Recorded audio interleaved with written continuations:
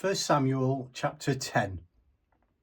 Then Samuel took a flask of oil, poured it on Saul's head and kissed him. He said, "Do you see what this means? God has anointed you prince over his people. This sign will confirm God's anointing on you as prince over his inheritance. After you leave me today, as you get closer to your home country of Benjamin, you'll meet two men near Rachel's tomb. They'll say, 'The donkeys you went to look for are found. Your father has forgotten about the donkeys and is worried about you,' wringing his hands, quite beside himself. Leaving there, you'll arrive at the Oak of Tabor. There you'll meet three men going up to worship God at Bethel. One will be carrying 3 young goats, another carrying 3 sacks of bread, and the third a jug of wine. They'll say, 'Hello, how are you?'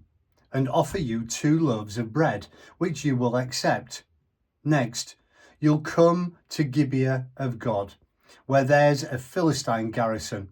As you approach the town, you'll run into a bunch of prophets coming down from the shrine, playing harps and tambourines, flutes and drums, and they'll be prophesying. Before you know it, the Spirit of God will come on you, and you'll be prophesying right along with them, and you'll be transformed. You'll be a new person. When these confirming signs are accomplished, you'll know that you're ready. Whatever job you're given to do, do it. God is with you. Now, go down to Gilgal and I will follow. I'll come down and join you in worship by sacrificing burnt offerings and peace offerings. Wait 7 days, then I'll come and tell you what to do next." Saul turned and left Samuel. At that very moment, God transformed him, made him a new person, and all the confirming signs took place the same day. When Saul and his party got to Gibeah, there were the prophets right in front of them.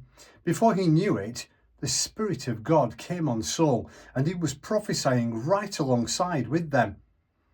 When those who had previously known Saul saw him prophesying with the prophets, they were totally surprised. "What's going on here? What's come over the son of Kish? How on earth did Saul get to be a prophet?" One man spoke up and said, "Who started this? Where did these people ever come from?" That's how the saying got started, Saul among the prophets. Who would have guessed? When Saul was done prophesying, he returned home, his uncle asking him and his servants, "So where have you been all this time?"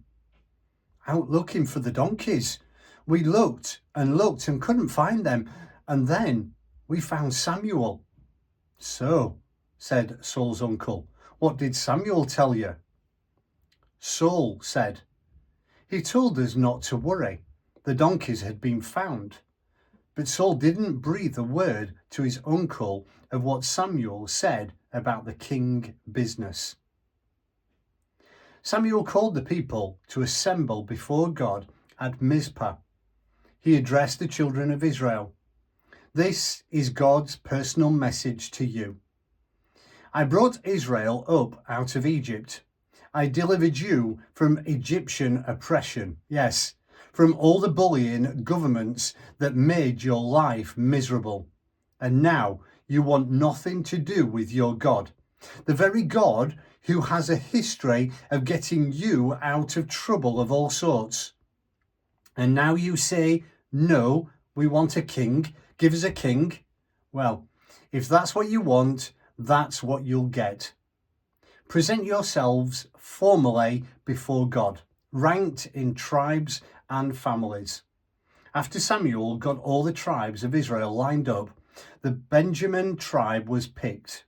Then he lined up the Benjamin tribe in family groups, and the family of Matri was picked. The family of Matri took its place in the lineup, and the name Saul, son of Kish, was picked. But when they went looking for him, he was nowhere to be found. Samuel went back to God. Is he anywhere around? God said, yes, he's right over there, hidden in that pile of baggage. They ran and got him. He took his place before everyone, standing tall, head and shoulders above them. Samuel then addressed the people. Take a good look at whom God has chosen, the best. No one like him in the whole country. Then a great shout went up from the people. Long live the king! Samuel went on to instruct the people in the rules and regulations involved in a kingdom, wrote it all down in a book and placed it before God. Then Samuel sent everyone home.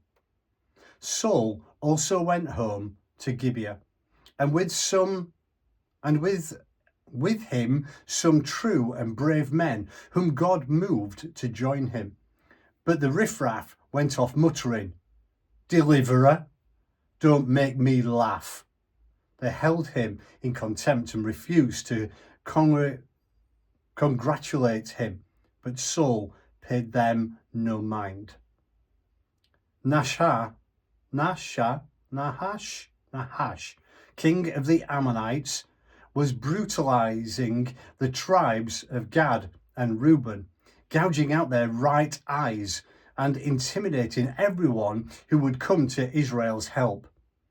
There were very few Israelites living on the east side of the Jordan River who had not had their right eye gouged out by Nahash. But 7,000 men had escaped from the Ammonites and were now living safely in Jabesh.